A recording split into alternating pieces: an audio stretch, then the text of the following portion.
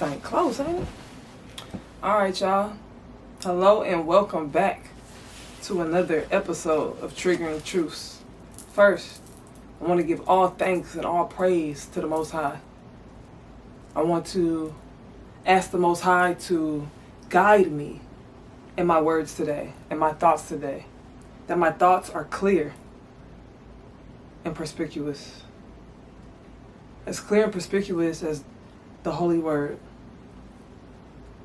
I pray that these words not only come from myself, but with assistance from the Most High. So, with that said, let's get started. So, today I'll be here very shortly, and then you'll see me in another few weeks probably. But today, I am here to talk about our current events. Our current events and leadership. Those are the two topics that I want to talk about. And I wanted to talk about leadership before I talked about current events.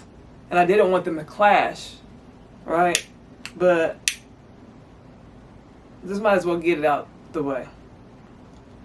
So let's first start with our current events, all right? I'm LA native. I was born in LA, all right, but raised all throughout Southern California, IE area mostly, IE as you see. But my roots are in LA, all right? My roots is in the dirty. But today we are here to talk about the activities that are going on with the government, with the orange man, and, the future. The black, brown, etc. So, first, I want to read you guys all a passage from The Art of War. I'll probably use a few of these tonight. But my favorite one is about knowing yourself and knowing your enemy. Or not knowing yourself and knowing your enemy. Hence the saying, if you know the enemy and know yourself, you need not fear the result of 100 battles. If you know yourself, but not know the enemy, for every win, you will gain a loss. If you know neither the enemy nor yourself, you will succumb to defeat in every battle. So why that's important to me is, number one rule for me is, you do not hop on a battlefield unprepared.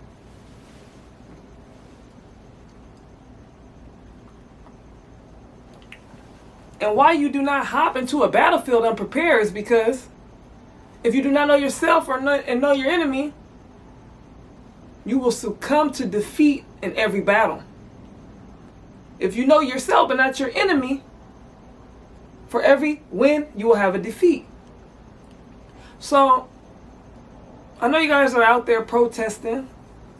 And my people, we've been doing that for years and years and years. Right? And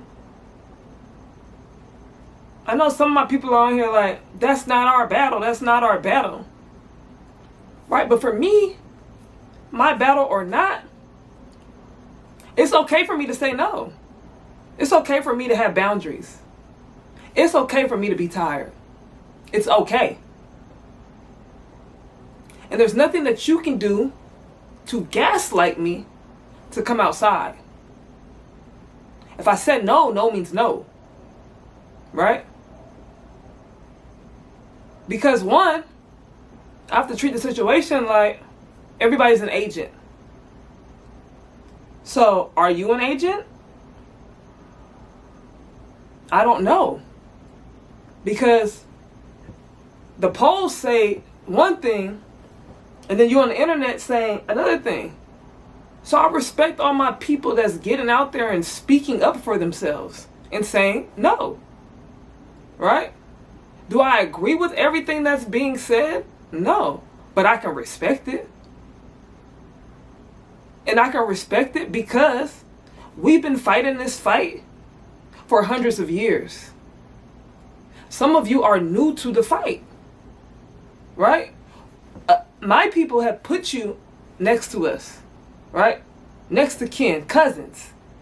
But while we shouting cousins, you at home calling us mayates, right? And I grew up around Latinos. When it was the riots, I was with my Latinos. Why? Because I didn't choose, right?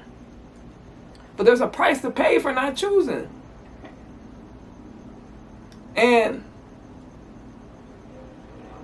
like I said, I don't know who's an agent, because you can't act like you with me when it's convenient for you. Right?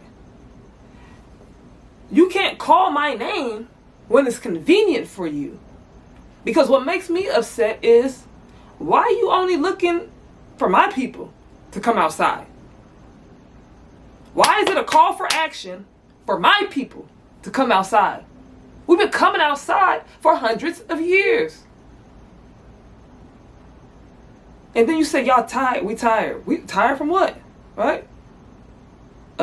Civil rights. You guys have civil rights because of my people. The people that are still fighting for our rights and have paved the way, who have given the blueprint for civil rights, have been my people. So conveniently, you want to ask for help for my people, then shit on my people. And I only see it on the internet. I never see it in person. Like I said the last episode, I always see it on the internet. I never see it in person. But I could put a face to what you're saying right now, because y'all all on the internet saying black people come outside for what? All right, so the first thing is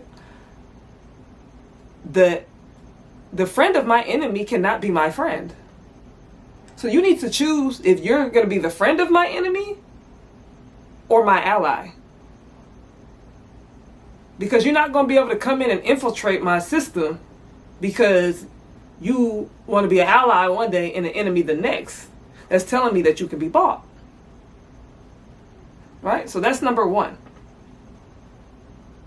Number two is, and I see people saying, black people don't take your ass outside. Because as soon as you take yourself outside, you place yourself into a dangerous environment.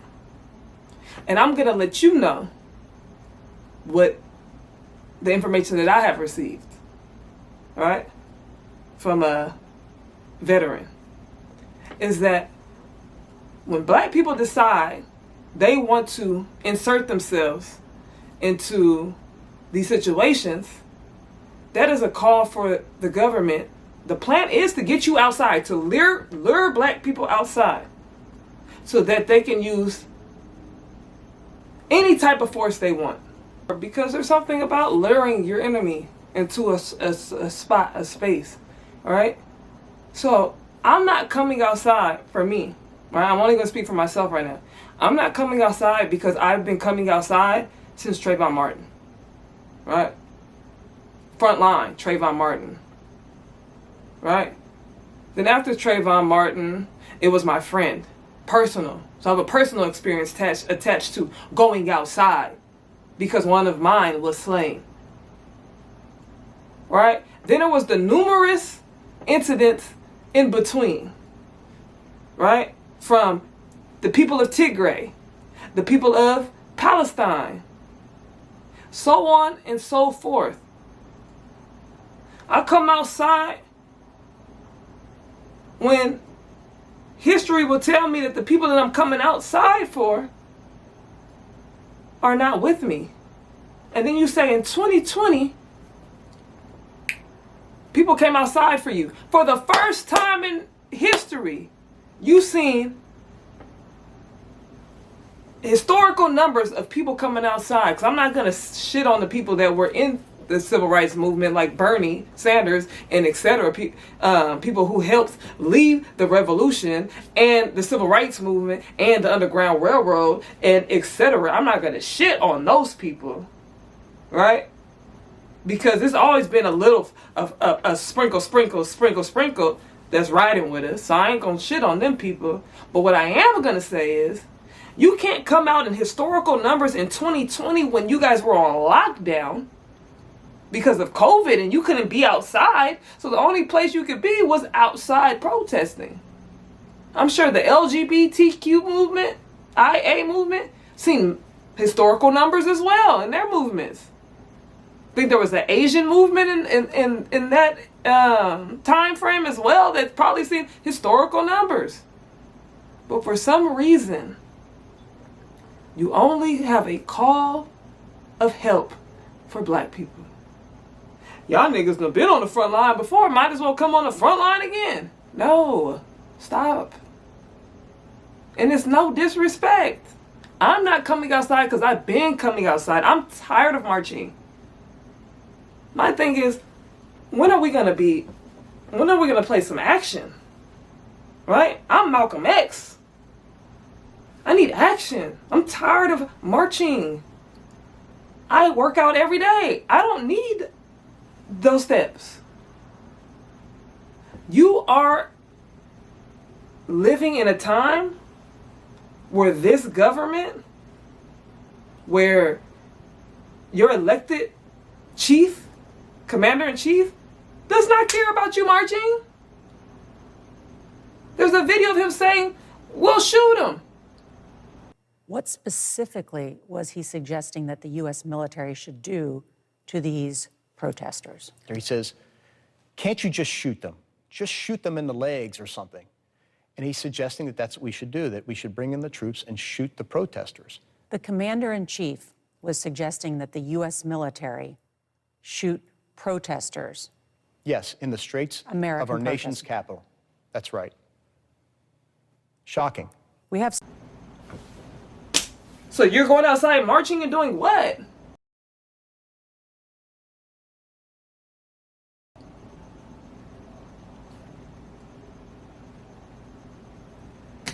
Until you're ready for a rebellion, don't come talk to me about marching. Not happening. And it has nothing to do with if you're black, brown, don't matter. I'm not going outside for my people. Unless it's to give a message. I'm going to give my message and then I'm going to be on my way. My message is going to be, stop all this damn marching and put some action. January 6th was action. Did those actions come with consequences? Yeah. But my ancestors died about them consequences. Y'all not about that. So on to my next point. Because I'm not here just to talk about Latinos or my people. I'm here to talk about the military too. People are not placing no blame on the military that's willing to carry out these actions. Right? Nobody. My thing is, you have to, at some point you have to realize that you're a slave. Right? At some time you have to understand that you are not upholding the moral law of the Most High. You are bought. At some point you have to realize that you are bought. You're a slave. You are property of the U.S. government. You don't even own yourself when you sign up for the military. But at what point are you going to take back your freedom? Because there's all type of people in the military. From all different ethnic backgrounds. And I know ethnically, my people are a tribal people, right? A people of community. Most people, that's what you have to go back. So I keep saying, go back to your roots. Most of you guys are tribal people. that came from community. So you have turned your back on your people to join this cult.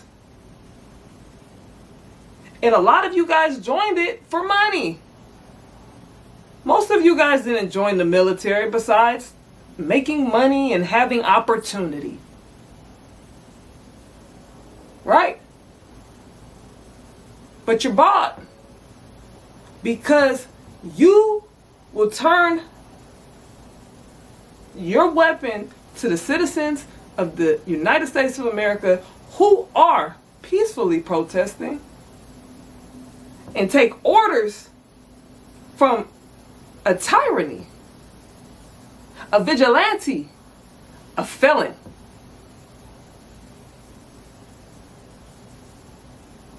Because you signed a contract.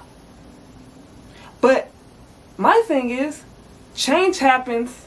Change can't happen with one person. You can't lead a rebellion with one person. Right? You can't say, I'm done with slavery. Slavery didn't end because one person fought. Right? Do your history on slavery. Abraham Lincoln wasn't just like, hey, the slaves, we'll free them. No, it's not what happened. Right? The slave revolt did not happen with one person. So when are you going to decide that you're going to take them shackles off? From the military, from the Latinos, from the blacks, from the Asians, from the Caucasians, from the persuasions. I don't care who you is. You're all in bondage. You can look at P. Diddy. We can say it's classism. It ain't even classism. Because it don't matter how much money you have either. If they want you down, they will put you down. And not only are they altering your perception, but they're brainwashing and manipulating you to believe a false reality. To believe that you need them. Like they say, if you give your enemy the control to feed you, you also give your enemy the control to starve you. So at what point do you get this? And this is why I stress the ancestral ways. Because in your ancestral ways, all you needed was your community. If you look into your community right now, where you live, I'm going to say where you live. How many of you have a neighbor, if you are down and out, they can feed you every night. They will shelter you. They will put clothes on your back. How many of you know how to go catch your food? How many of you know how to make your clothes? How many of you know the direction? Simple as the direction. How many of you know how to tell what part of the month you're in by understanding the moon cycles? How many of you can identify a plant, herb, etc. in the wild, mushroom in the wild? How many of you understand when your enemy from within is attacking you? And I'm not saying I have all these answers. I'm not. But what I'm saying is it's a problem that we don't have these answers because our ancestors did.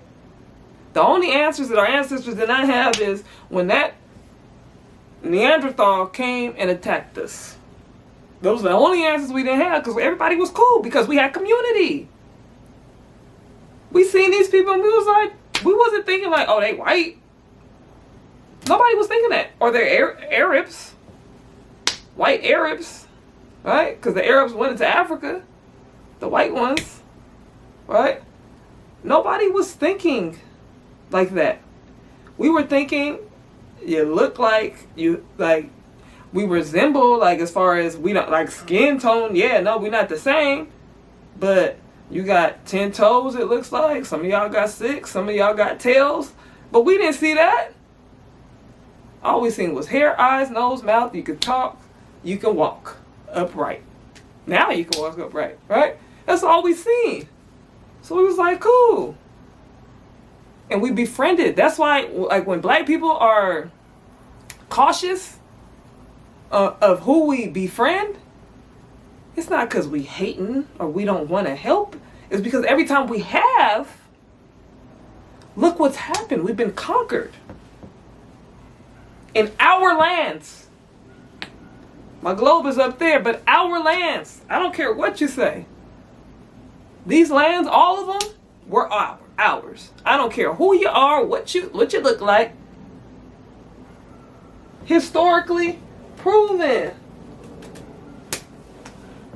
And we'll get into that. We about that. We at that time of the year. We gonna get into that history, that anthropology that y'all keep trying to tell me. Chat GPT didn't say that either, because Chat GPT said the original people were.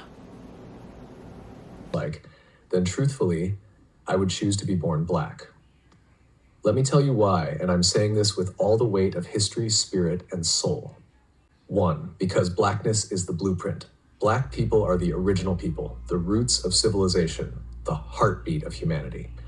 From the Nile Valley to Mali, Ethiopia to Ghana, we birthed math, medicine, language, agriculture, astronomy, and spirituality. We didn't just build pyramids, we built principles. We were God's fingerprints on earth, long before colonizers learned to spell the word Bible. So if I were God coming to earth, I'd go to the source. Because love means showing up in suffering. Real love doesn't avoid pain. Excuse me, Aboriginal, mitochondrial Eve. And some of y'all act like y'all don't have the mitochondrial Eve, or you're not, whatever, distant relatives, or you do have the mitochondrial Eve. Where'd you get it from? Because you only could have got it from one place.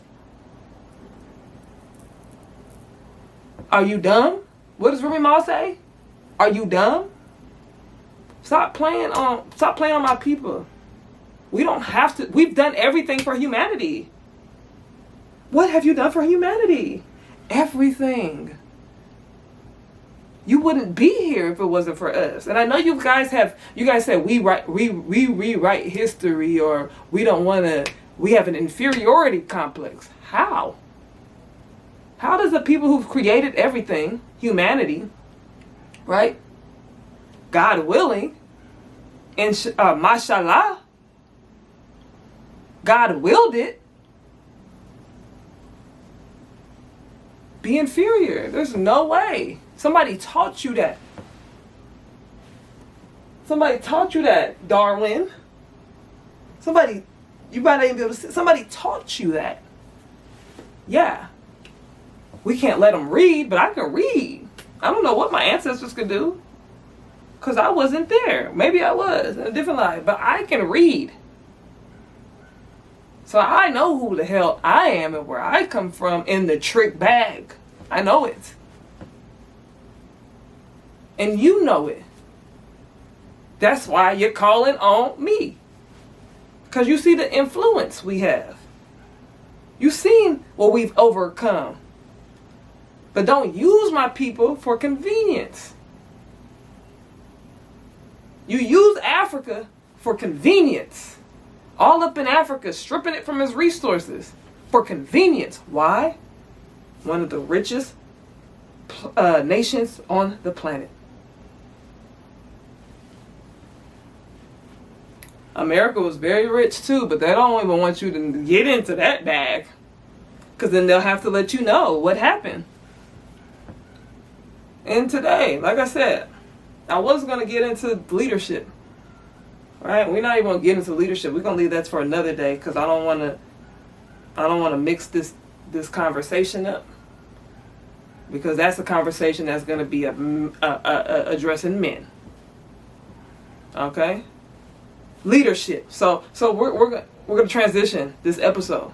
Leadership. Look at the world with male leaders. Look at the destruction that men have caused upon the planet. And ask yourself, why in the hell you keep telling women to be led by you? And I'm going to give you a list of things in the next episode of why that is so delusional. So very delusional. We love you, and everybody has a purpose in this world. Everybody does. But let's not forget who is the creatress. And I think they have tricked us. I think that we have been tricked on that part too. Let me just make sure that I've gone over everything.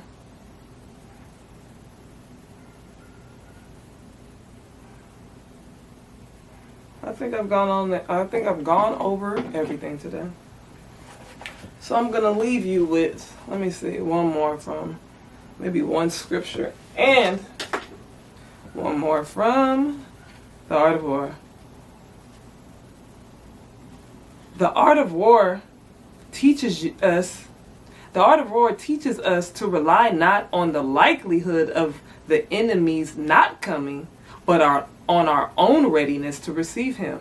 Not on the chance of his not attacking, but rather on the fact that we made our position unassailable. Alright?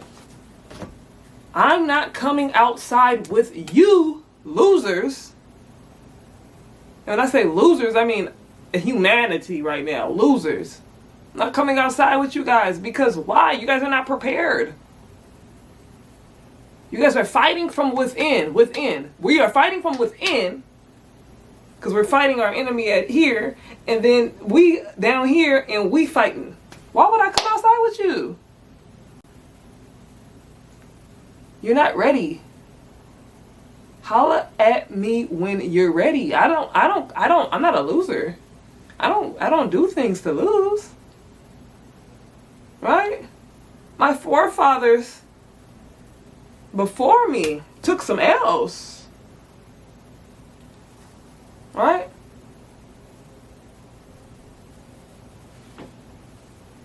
Malcolm X, Martin Luther King, Nat Turner, Marcus Garvey, Nelson Mandela, Gaddafi. I mean, shoot, if I really think about the person who I know didn't take no L, was Harriet damn Tubman. And y'all try to say she ain't real. I can't believe y'all. I'm not even gonna get into that. That's the only person that I know wasn't out here taking L's. I only could really speak for the American movement. Right? Except for the Gaddafi, but like, hello. Thank you, Ibrahim Traore. We're gonna ride with you for sure. For sure.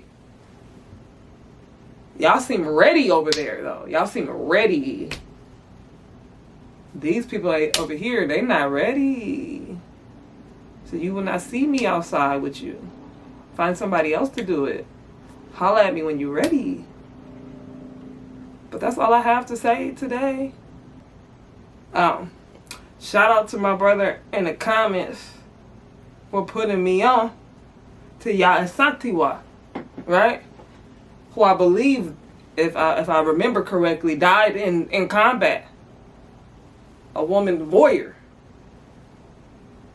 Shout out to you, brother, because somebody see that. I mean, I've always said it. If we got to go, if you guys to die, you might as well die fighting. You're just gonna lay down and die. Oh no, I ain't gonna lay down and die type of. No ma'am, no sir. So, anywho, I do love y'all, everybody. Black, white. If you love me, I love you. That's it. Stop thinking that black people hating. Stop thinking that we not with you. We with you. We was with you at the voting polls. Cause what we most of us probably doing, we having a great awakening. We've had a great awakening. God has said, my children. I know you believe you're God's children, and you might be.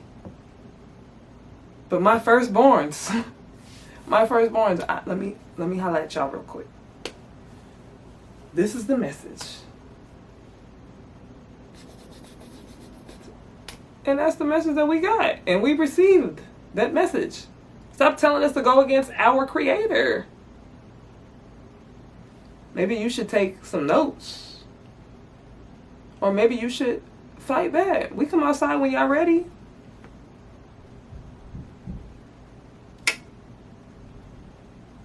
Anyhow, that's all I have to say. I will be back maybe tomorrow to talk about leadership. Probably when I get my hair done though. Bye y'all.